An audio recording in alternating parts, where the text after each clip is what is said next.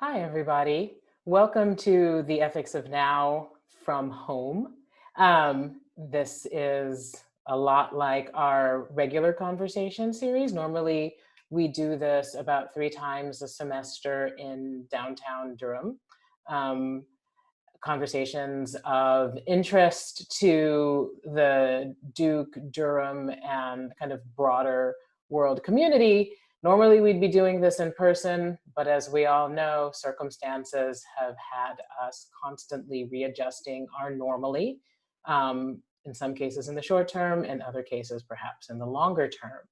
So tonight, I am delighted to say that we'll be having a conversation with Walter Sinnott-Armstrong, who's the Chauncey Stillman Professor of Practical Ethics in the Department of Philosophy and the Keenan Institute for Ethics at Duke University.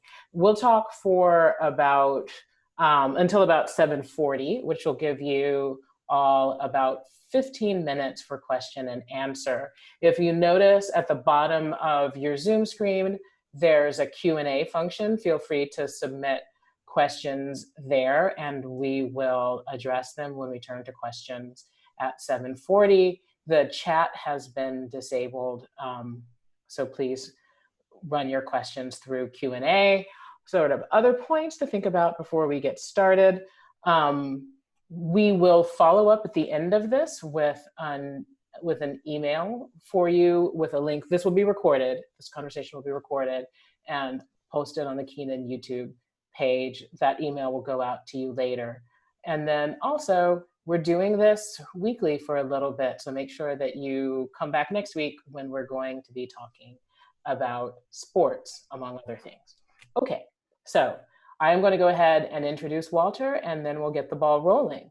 So as I mentioned, and as the opening screen told you, Professor Sinnott-Armstrong is the Chauncey Stillman Professor of Practical Ethics in the Department of Philosophy and in Keenan. He also holds secondary appointments in the law school and the Department of Psychology and Neuroscience. He's worked on ethics, theoretical, applied, and empirical, philosophy of law, epistemology, philosophy of religion, and informal logic. He's received fellowships from a whole host of fancy and exciting places, including the Harvard Program in Ethics and the Professions, also at the Princeton Center for Human Values, and at the Center for Applied Philosophy and Public Ethics at Australian National University. Here at Duke, he is the co-director of the Mad Lab at the Keenan Institute for Ethics and has served as the co-director at Oxford of the MacArthur Law and Neuroscience Project. He's written a number of articles as in a variety of publications, and is the author of the books Morality Without God, and Moral Skepticism, and most recently, Think Again, How to Reason and Argue. His bio makes mention of the fact that he is an avid golfer, and that he also enjoys playing pool at his house with his friends. Here in the newly adjusted normal, he is playing pool alone and putting by himself around his house. So please join me in welcoming him, and I am delighted for us to have this conversation. Welcome also to the 85 of you who are here with us right now, and possibly with more slipping in the door. So let's get this party started. Hi there, Walter. How are you this evening? I'm doing great, except like you said, I can't go outside and play golf. And golf is one of those sports you cannot play inside your house, unfortunately. You know, I have seen my father play plenty of something that looks like golf to me around the house with a little golf club and a ball that gets underfoot all the time. You know, some people find that satisfying. Other people think it adds to the frustration. Well, at least you can work on your pool game. You can become a real shark. Yes, by the time that's my people- goal. That's Dude, my I haven't touched my pool table in weeks, he says, luring people in. Okay. So speaking of this, right, we're talking lightly about the little adjustments that we've had to make, but I wanted to open with a bigger and presumably kind of more far-reaching question and just ask, how has COVID-19 affected us? I mean, the answer is in so many ways. It's threatened all of our health. Just the risk is something which has an effect. It's cost many people their lives. I think some of us know people who have died from COVID-19, and will probably more of us will unfortunately have that experience. It's cost many people their economic livelihood. You and I are very lucky to have Duke backing us up here, Right. but I know people who have built up businesses for 20, 30 years and it's all down the drain now. There's not much chance that they're going to be able to recover from this. And so it's disrupted everybody's life. Here we are all at home. We can't go downtown Durham to have our ethics of now. So that's a problem. I want to add something that to me is very important. My wife is a therapist, and I think one long-term effect is going to be psychological on a lot of Right. people. After all of these months of isolation, how are you going to come back and deal with people? I think people have their emotions swirling around them right now. They're scared of getting sick. They're worried that their friends are going to get sick. They're sad when they hear about deaths. They feel compassion for the people they see who are sick. They're angry at people who in their opinion, messed up and could have done Right. more. They're disgusted at the idea of these little viruses all, on their counters. They feel contempt for the people who are violating the regulations. They're bored to death, sitting at home all this time, and they're impatient with the whole thing to get over. So there are a lot of negative emotions, and I think the impact of all of those negative emotions is going to last for a long time. But we ought to also remember that there are a lot of positive emotions here. You feel happiness when you hear that somebody recovered. And I feel more solidarity with other people throughout the US than I have in a long time, because I feel like a lot of people are doing a lot of good work out there. Not everybody, don't get me wrong, there's a lot to complain about, but there are a lot of people doing a lot of good work. I just admire the hell out of all the people in the hospitals who are Right. working extra hours and risking their lives. And I feel proud to be associated with a community like Duke that's got a lot of people doing that. And the creativity has also amazed me. I've been surprised by the Rotterdam Philharmonic playing Yeah. Beethoven's Ninth Yeah. with each person in their own apartment. How Right. cool is that? And I will say one of the advantages, there are not many advantages, there's a lot to complain about, but one of the many advantages is I get to spend more time at home with my wife, and I'm very glad to be able to do that, because normally she goes to her office, I go to mine. Now we can have lunch together a lot more often. So yeah, I think we have to keep things in perspective. A lot is really horrible and bad, absolutely, and we have to reduce that. But don't forget there's some good stuff going on in this world right now, too. Yeah, I think I've talked to people, and it's interesting because the people's responses to this enforced pause have been different, but they seem actually like variations in some ways on the same thing, right? So they're the people who say it was forced upon me, but I appreciate that it's made me slow down and ponder and take in and be a little bit more deliberate than I have been in a long time. Right. But then you get the people who are say, well, I'm worried that that's turning into solipsism, right? That on the one hand, here I am with myself, but my Lord, me alone with my brain can become terrible. And then there are the people for whom that pause and that thinking and that time to ruminate actually shades into anxiety. So I've noticed, and sometimes it's the same person on a given day, right? Sure. Um, There are ups and downs. Everybody's going up and down and backwards with this thing. But you have to deal with it because it's going to happen. It is upon us, and there's not much we can do about it to change it. So, how do you deal with the isolation? I think it's extremely important for everybody to reach out to other people. The ones that I know who are having the most trouble, because I dealt with a lot of students this term, and right. with friends and family and so on. The ones who are having the most trouble are the ones that think, well, I'm just going to hunker down at home and not talk to people. You've got to reach out to other people, because that's what's going to bring us all through this. Right. And there is this question, or, in some ways people are thinking about what community is, what it means, and who is their community. And that again can be expansive and reassuring. So that offers something. As people are thinking about their community, right? And the question that comes with that, what do we offer one another and what do we owe one another? What are some of the ethical questions that we might be asking? Well, I think there are just tons of different ethical questions. You're going to have to tell me which ones to focus on, but there are personal ethical issues. What do you think about your neighbor when you see that he's going outside in a way that violates the regulations? Do you look down on him, blame him, condemn him? There are medical ethical issues about shortages. What do you do with shortages? When you have a shortage and two people need a ventilator or some other kind of supply, how do you decide who gets it? There are economic issues too. We don't want to destroy the economy. That's going to hurt people too. That's going to kill people too.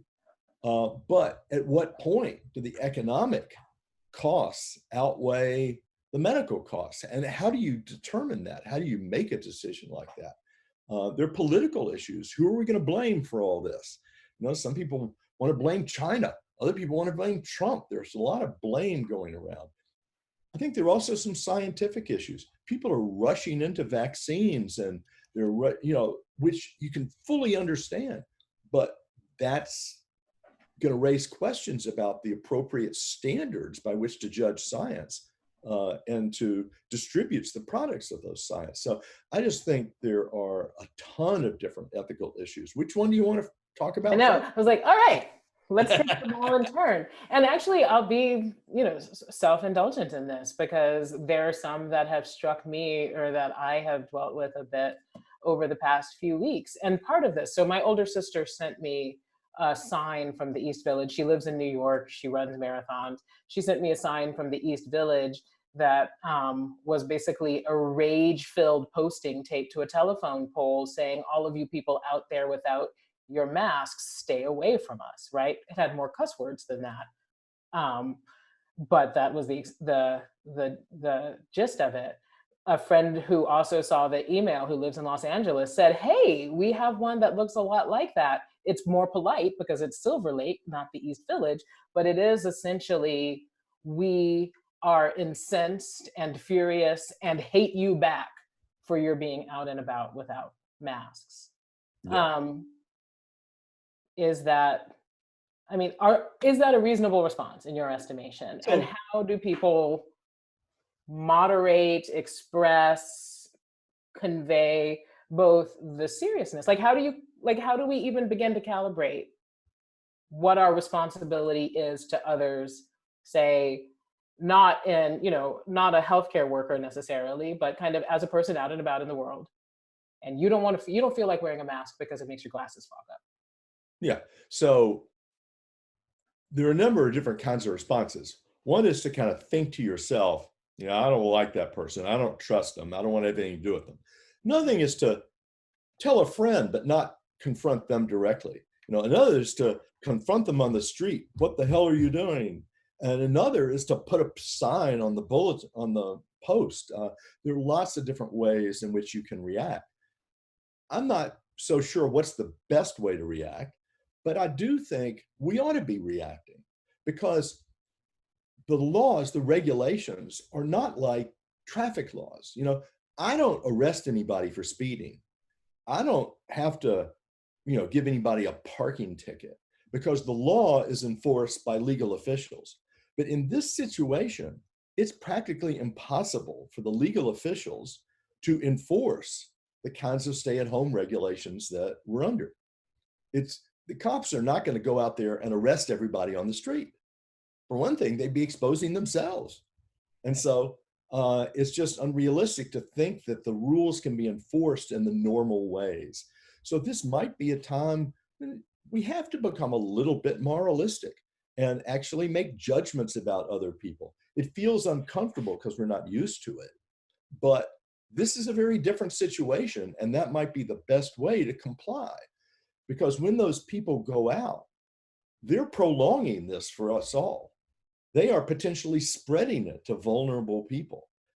It's not without risk. And so we need something to stop them. And I don't think we can rely on the police in this case. Right. I was going to actually follow up and say, what in those instances where there are no laws, right? Where the law does not say you can't do it, right? And so we're relying on norms.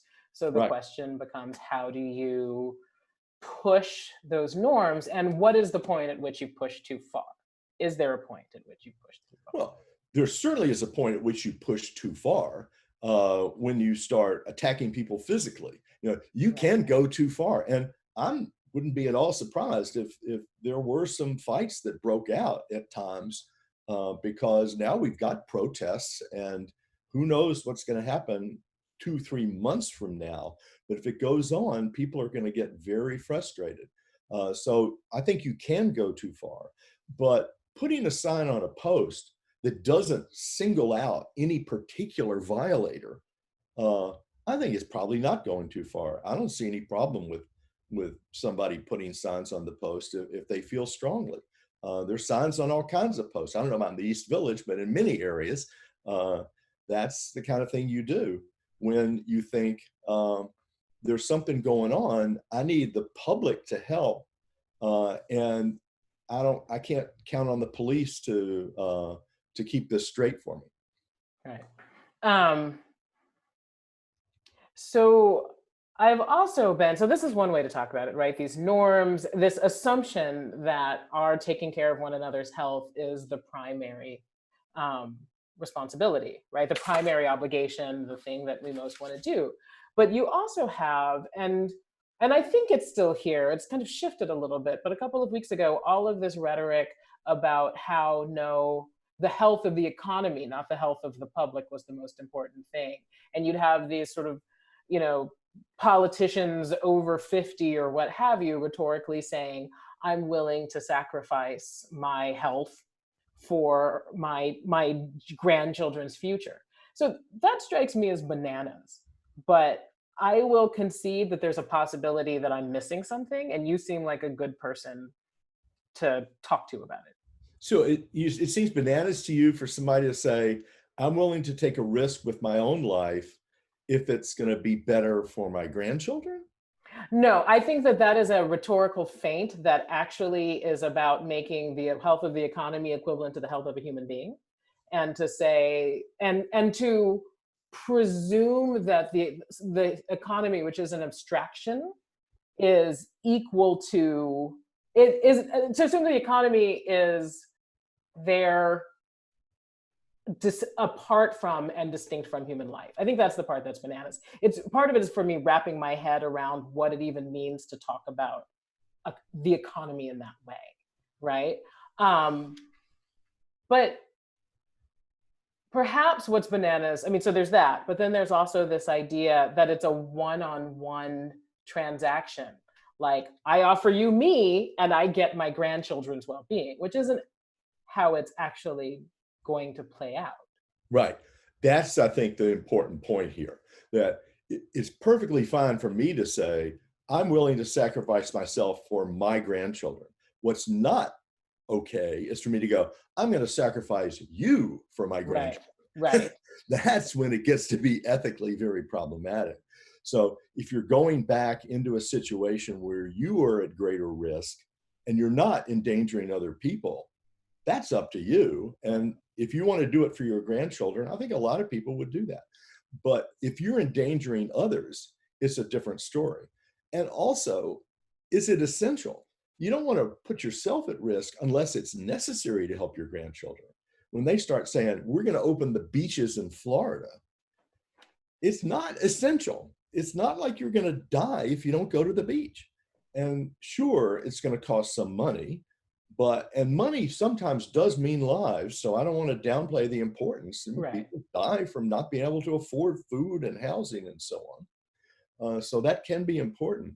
But if you're opening up the beach, you're actually filling your own pocket, right, with the money you make off of those businesses, but you're endangering the lives of all the people that go to the beach and all the people in all the other states when they go back home and bring the diseases that they got at the beach, back to New Jersey or Tennessee or Wisconsin or California, wherever they go.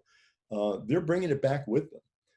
And so when people start saying, I want my grandchildren to still get this business, so I'm going to keep it open, I got no problem with them sacrificing themselves.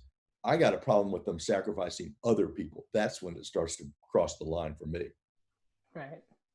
Well, so let's also move, and maybe it's the word sacrifice is, I think, what made me make this jump to the other ethical dilemma or question that you brought up, which is the one that we used as the title for today's conversation: who gets the ventilator?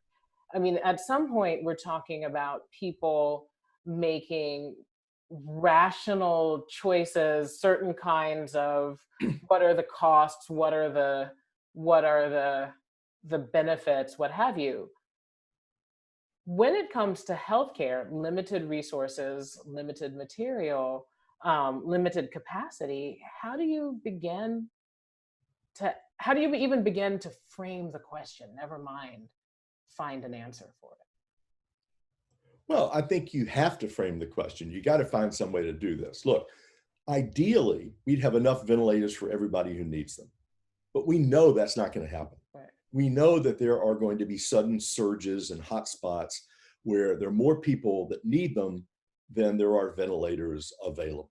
We should try to stop that from happening in the future ever again, but it's coming. It's happening already, and it's coming to more areas in the near future.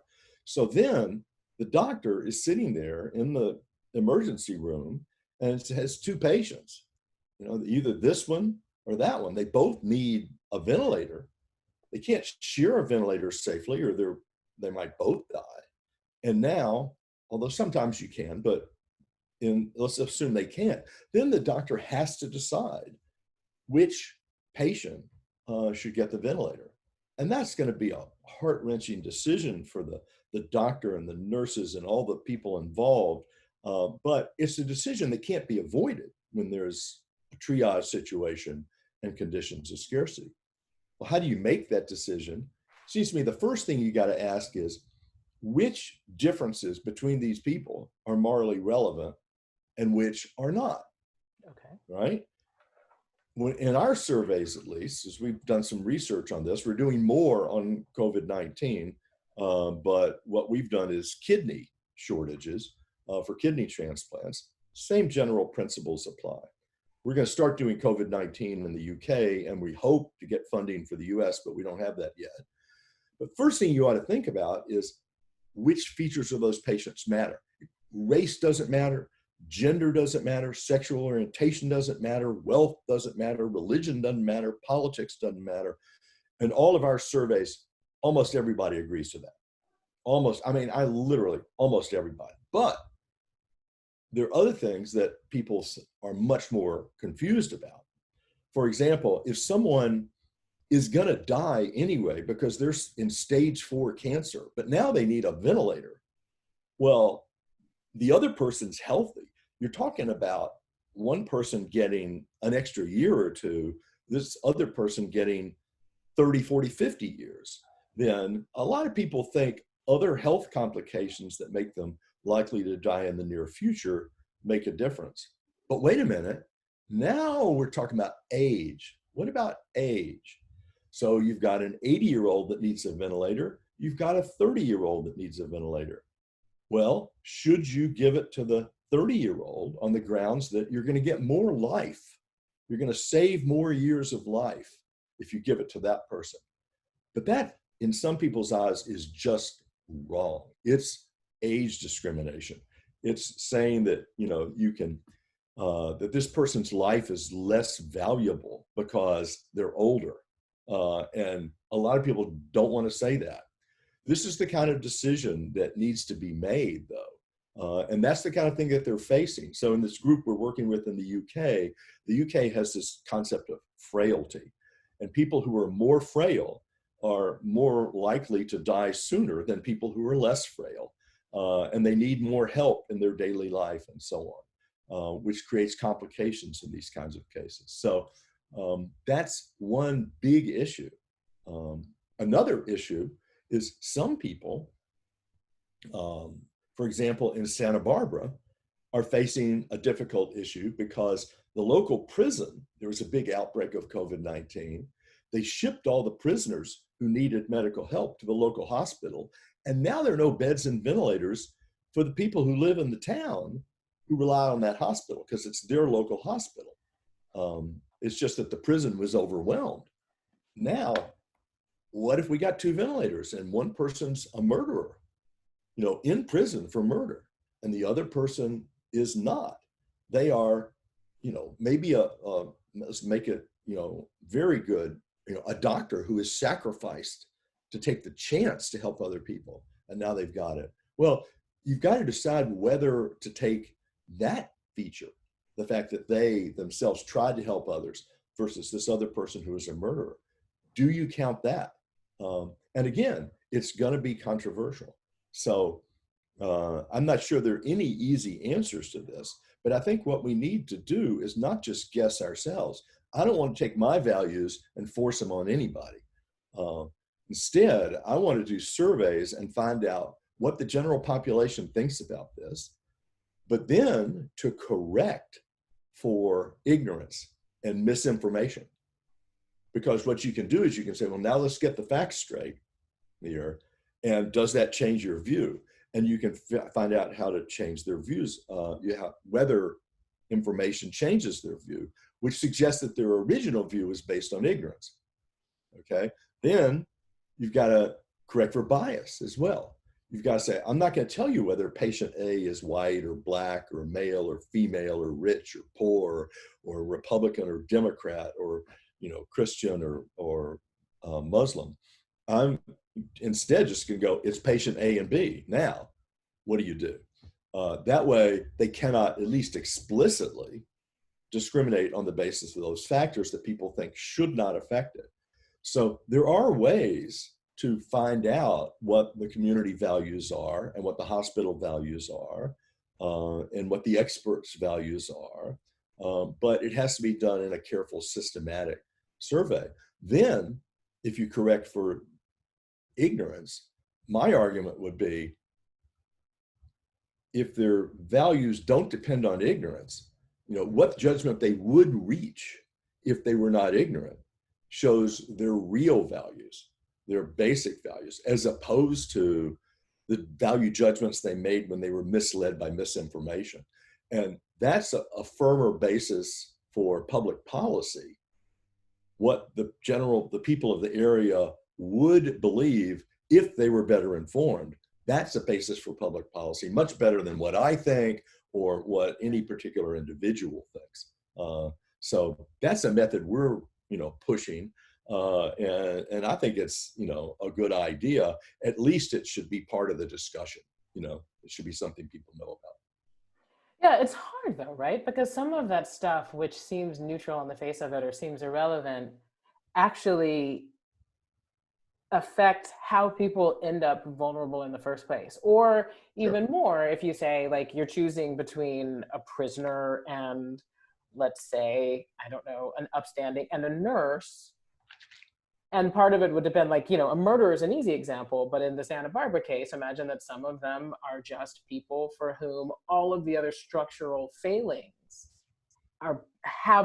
end with them being in prison, right? And so one of the things that has struck me over and over again with this illness are the ways in which broad structural issues that have gone unaddressed are now becoming like personalized as individual health problems. And so we're thinking about individual decision-making for something that I think requires a whole, like, there's no one answer, right? There are a bunch of different moving pieces that need to go into certainly policy decisions, but even thinking about what we call our values and where those values manifest. Which is a long-winded way of saying this is super hard. Look, I got no argument with that. I totally agree. It's super hard. I mean, take for instance this argument about people having, structural disadvantages built into the system that lead them to be more likely to commit murder. And that's how they ended up in jail. Let's say rob a bank. That seems a little bit less like a... Okay, rob a bank. Or burglarize a house or steal a car. Right. I know people who have suffered extreme structural damage. I mean, structural inequality and injustice. And they don't react by robbing banks and stealing cars, or much less by murdering people.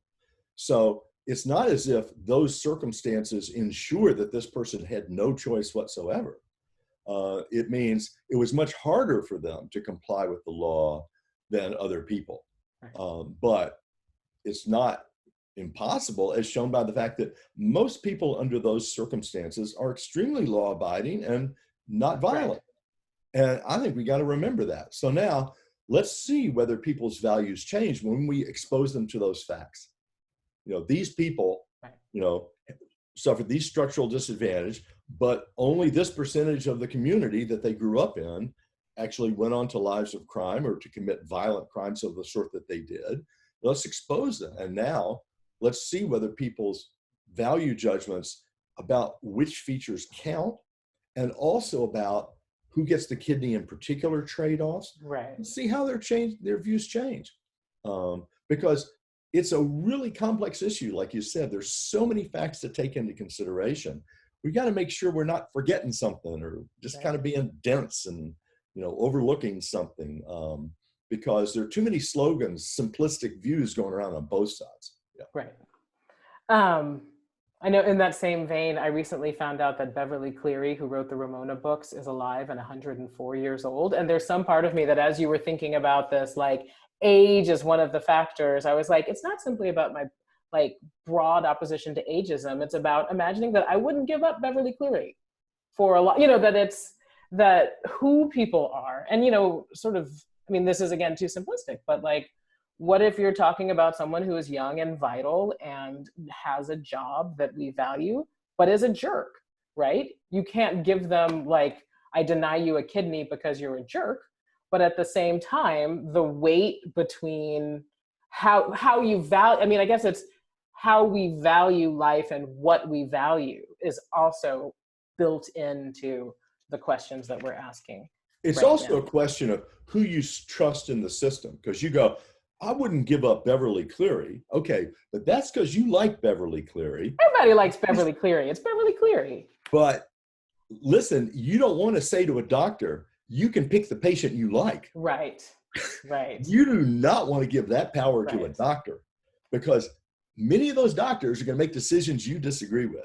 Right. So part of the question is, which features should they use? Not knowing who it is. You can't go, this is somebody I like. That's not going to be good enough. What kind of feature are you going to cite that doctors can actually use when they're facing two patients in front of them? Okay. Yeah. And then who are the people? So in some ways, what you're saying is it requires good policy, okay?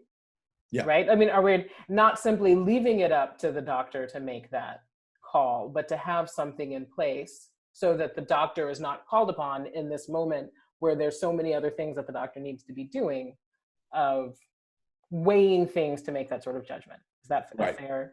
So it's partly about policies. This group that I'm starting to work with at Oxford is going to be looking at all the different policies of all the different hospitals and medical groups around the UK and also in Europe and the US, and try to compile them and compare them and come up with recommendations about policies. But it's not always policies in the sense of do this, don't do that. Sometimes it's also procedures. Maybe when you're making a decision and somebody's life is on the line, you ought to ask somebody else to come in and make it independently of you.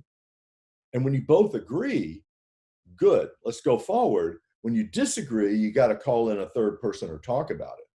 Right? So that's a procedure. That's not a policy. Right. You need the right procedures as well as policies, or there are going to be a lot of mistakes made in the hospitals.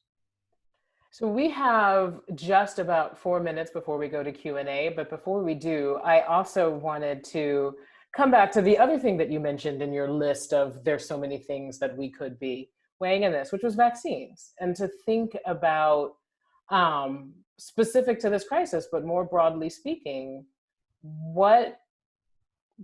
we all want a vaccine for this. But a fast vaccine, one, is going to have a weird test. Like that, how do we test a vaccine? Who do we give it to? I mean, in some ways, it's a similar question to the other kinds of scarce resources. But what are some of the things that we might think about, and how might we think about them when we talk about vaccination? Well, as an ethicist, I'll ask a bunch of questions and not give you any answers to, what's right or wrong in this. But, one issue for vaccines is, should we be testing on humans before we've got the results back from animal trials? And we're doing that, but it's risky. These vaccines are related to earlier vaccines that they have some track record on, but you would never do this if there weren't such time pressure. Second is we've got volunteers. I saw a wonderful interview with somebody who was volunteering for the human vaccine, and she was so proud to be helping people. It was great to see that, but not everybody's that way. I know a lot of people were watching that going, oh, not me. And so what happens when you run out of volunteers? Are you going to force people? Or are you going to put pressure on people? Hey, poor people, we'll give you all this money if you volunteer. Hey, prisoners, we'll give you early release if you volunteer. Right. And that's not really requiring them, but it's putting a lot of pressure on them. The other thing is let's suppose you've got the volunteers, you've got people who are doing the vaccine, and you test it. Well, the point of testing the vaccine is to see if there's side effects. How long do you wait to see if there's side effects? Because side effects can come years afterwards, but you don't want to wait years. So there's going to be a lot of pressure to say, hey, 1 week and nobody died. Great, let's do it. And so there's going to be some pressure there. And it's going to be a question of weighing the risk to the general public. We're talking about spreading a vaccine to tens, if not hundreds of millions of people. And if there's even a small risk, that's going to cause a lot of deaths. So I think there are a lot of ethical issues. The problem is, what's the alternative? If we don't push forward with the speedy vaccine program, which also raises questions about scientific standards and all kinds of things. But if we don't push forward with it, then we're never going to get back to even something closely resembling normal, the new abnormal, as I've heard it called. But we're never going to achieve that if we don't get a vaccine. So you can really understand why people are pressing, but you shouldn't press too hard. Now, like I said, I don't give an answer. If you say, how hard is too hard? I'll say, well, when the costs outweigh the benefits. Oh yeah, but when is that? When is that? That's a very difficult decision. I think the great thing about Duke is you can talk to people from different fields. Well, that's what we need in the world, because this is going to be a matter of economists talking to health, talking to politicians, talking to lawyers who are going to enforce this, and there's going to be a ton of different people involved in making this decision. I don't know the answer, but I sure hope that they hear a lot of different perspectives before they make a different decision. It's funny, as an ethicist, you pose a lot of questions, but don't give answers. As a historian, I say, I can't tell you what we should do now, but let's think about what other people have done in sort of related situations. Right? Yeah, related, but not identical. Yeah, exactly. Context is everything. Yeah, exactly.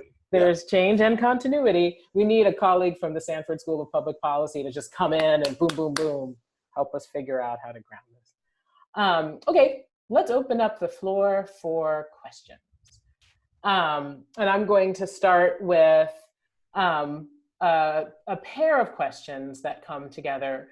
Do you think the government is morally obligated to send cops out to enforce the social distancing rules? One person asks, and then another person asks, what are our opinions on those rushing stay-at-home orders in hopes of returning to work or normal life, with Elon Musk going so far as to call such orders fascists. The historian in me will be like, that is a gross misapplication of fascism, but that's right? Well, it's certainly affecting vast aspects of your life. I don't think it's fascist though, because it's done for the general welfare.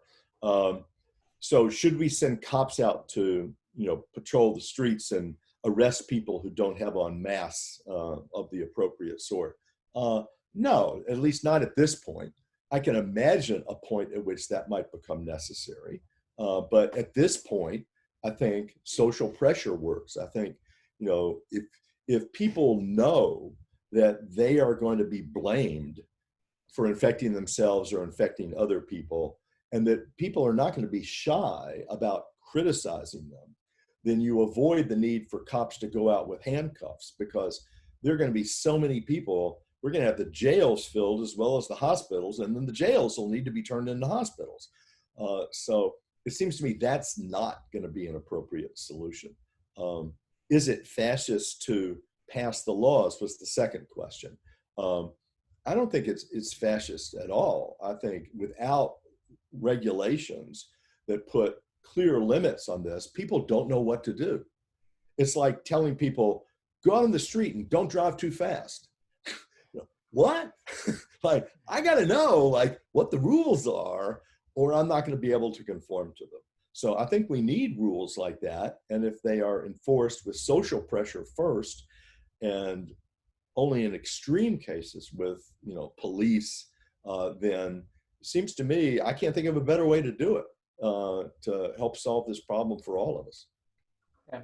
I'm interested too in the question of who has the capacity to establish norms that other people buy into, right? That in some ways, the menace of police arresting people might not be as effective as Harris Teeter saying you can't come in without a mask, right? Or for some people, I was trying to think of a celebrity who has that kind of heft anymore, to see it modeled by other folks that they respect.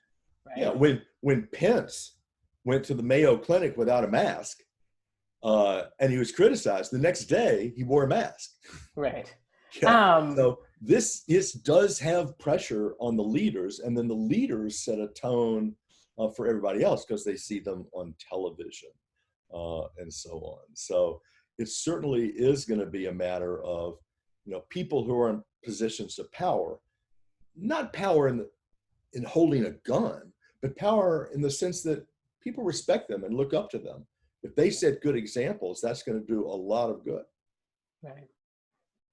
Yeah, I'm going to bracket the rant about Pence in the Mayo Clinic because that would take the rest of our Q&A period. But yes, it is a good thing that he then started wearing a mask. This question asks, could you speak to the duty of treatment for doctors during the shortage of PPE? Does that shift the risk and moral distress to doctors who are now taking care of more patients with limited resources? I think it does shift that risk, and I don't think that's fair. These people are heroes. I mean, that's been said a million times. That's not new to me. You don't take heroes and then tell them, if you come down with, COVID-19 by working on the front lines and trying to help other people during a pandemic, then we're going to ignore you and not give you treatment. They should be, I think, the first in line to get ventilators, to get treatment. The other thing, of course, is if they're cured, they can go back and work, and they might even be immune. And so it's going to be better for everybody, as well as just the right thing to do. Unfortunately, not all hospitals are doing that. There's one hospital I heard of that is telling them, if you are over 60, you get a certain number of points. And the more points you have, the less chance of getting a ventilator if there's a shortage. And also, we're going to require all of you doctors in these categories to come work at the hospital to help us out. And it so happens that almost all the doctors at that hospital who are qualified to do the kinds of things they're being called on, like to put in ventilators, to set up ventilators, right? They're almost all over 60. So they complained and said, you can't do this to us. Like, Right. you're, and some of them they were required, others they were saying, there's a mandate, a moral mandate for you to show up. And then they were told, but you're not going to get any loss of points. If you're over 60, too bad. Well, that's just not right. I mean, I think, I hope that that policy will be changed once it was pointed out how unfair it was. I heard it early on. And one hopes these things work themselves out. There are going to be mistakes, and I think that's a mistake. Right, that people aren't thinking through the broader implications, the sort of cascading effects of. But the good news is, I think most people in our society are recognizing the sacrifice and the dangers that the many people in the medical professions are facing. You see them, saluting them and applauding them and sending them food and so on. I saw local restaurants are, donating. You can donate free food to the people working at the Duke Hospital. All that's great stuff, and I must admit, maybe I'm too much of an optimist, but it cheers me to see that people are doing that. Now, not everybody's doing it, but a large number of people are doing it, and more than I think I would have guessed if you had asked me 3 months ago. Right. I think that I am both an optimist and a cynic at the same time, because it cheers me. And then I think, great, now follow up by putting pressure on someone to free up resources or to invoke powers that would give us more things, right? That the sort of rhetorical celebration without without pressure to make sure that people are taken care of seems to me as much about self-comfort and reassurance that we're still good people in these times as it is about taking care of folks in the way that, like, in the ways that care should mean. So what that means is, I hope you don't take this as an insult, but that means you're a philosopher. Oh. Because I used to introduce philosophy by taking an 8-ounce glass and putting 4 ounces of water in it. And then I would ask the class, okay, how many of you think the glass is half empty? And some of them would raise their hands. How many of you think the glass is half full? And some of them would raise their hands. I go, how many of you raise your hand both times? And there'd usually be like 2 or 3. I go, you're the philosophers, man. You're the philosophers. So what you're saying is, we ought to be both optimists and pessimists, because there is good news and there's also bad news. Right. And you don't want to focus on one to the exclusion of the other. Right. Yeah. I agree. I'm a philosopher. So the next question is, what are the ethics of assigning an impact score to a given person in need of a ventilator?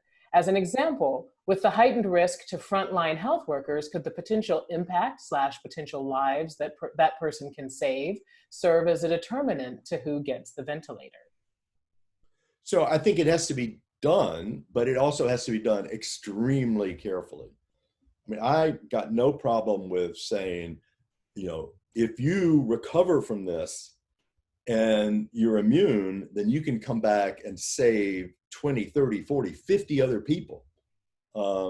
Then yeah, it seems to me that that person ought to get priority. But if you say, okay, if you give me a ventilator, I'll give you $10 million. And then you can use that money to buy masks and ventilators to save other people. Then I'm going, no, you do not make that deal, right? Because that's going to be an advantage for the rich people, not for the doctors who are helping other people, but for rich people who are trying to buy themselves in to the treatment that they don't need any worse than other people do. So it has to be done carefully. There are going to be, I think, right times to do it and wrong times to do it. Now, I don't know exactly which ones are right or wrong, but I try to give you one example on each side so you can see that a line needs to be drawn, but it's not going to be an easy one to draw.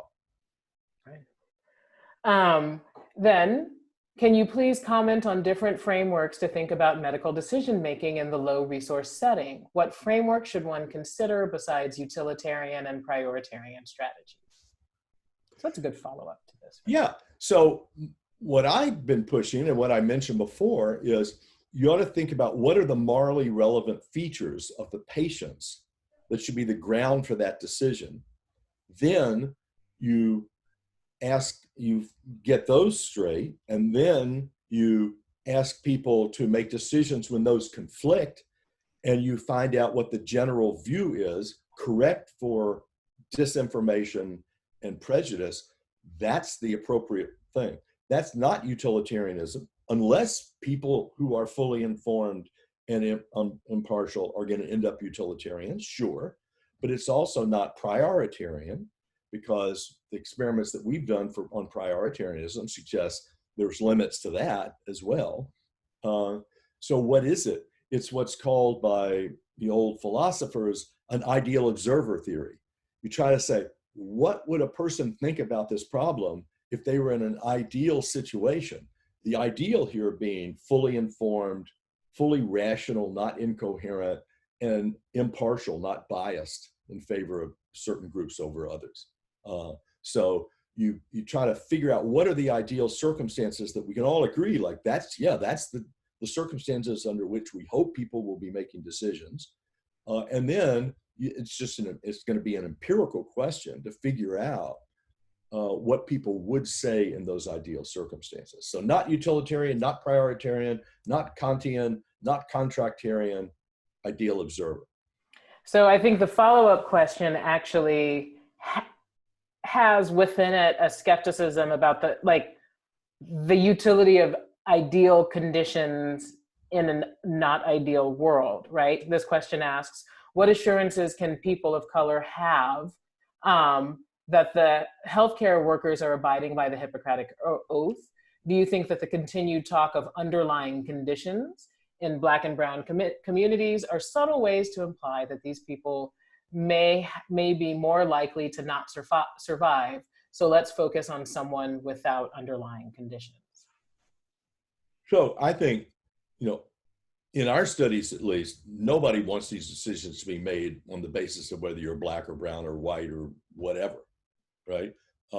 Now, if they're made on the basis of underlying conditions that are going to reduce your prospect for life, even if you do get the treatment, then some people do want to make it. And your point, which is a very difficult one, or the questioner's point, is that indirectly, if poorer people, by the way, Black or brown, but or white or whatever, but if they're poorer people who have less access to healthcare, they're going to be more susceptible to these conditions, and then they're going to be indirectly disadvantaged in that way.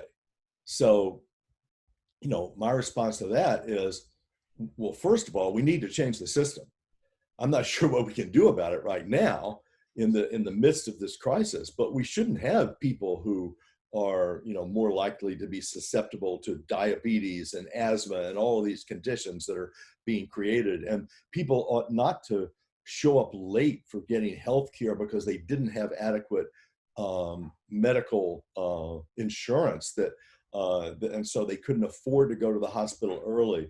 I mean, in the long run, what you want to do is change the conditions so that those inequalities won't exist.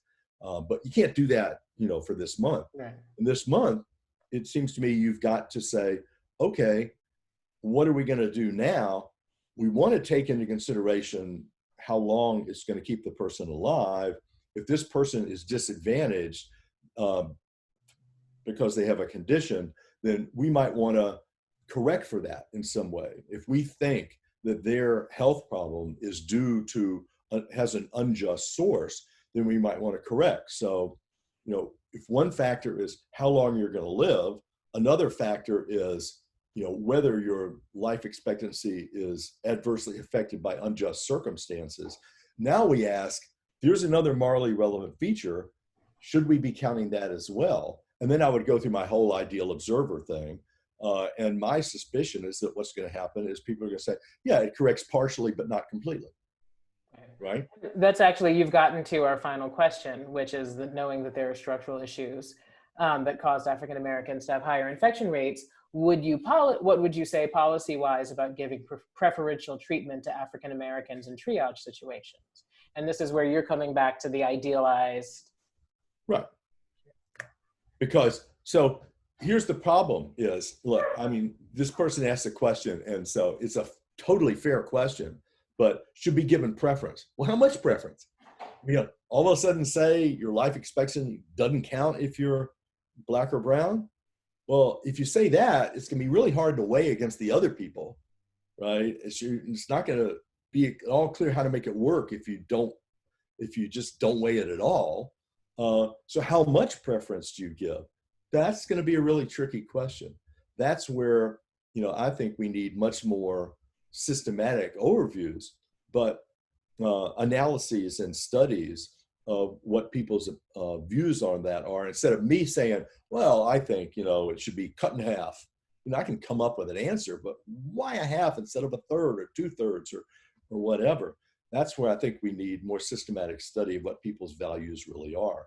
The good news is in our previous work, when we've looked at these, public values, people are willing to, to accommodate those types of injustices, to try to counteract them to a certain extent.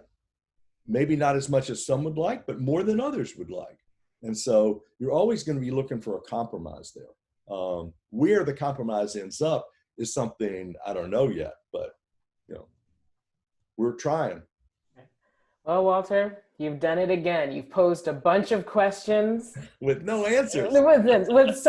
with some paths towards answers. Yeah.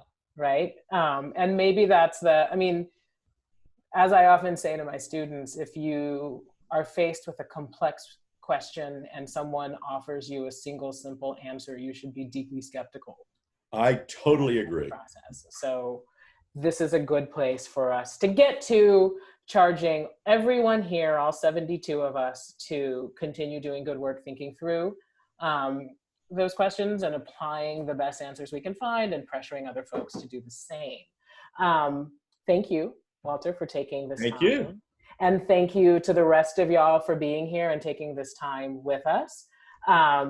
Your presence and your input really made the conversation meaningful. Again, we will be sending out a link for the recording of it so that you can revisit it or send it on to others. And we will see you back here next Thursday at 7 p.m. for another conversation. Thanks a lot, everybody, and have a good day. Thank you all.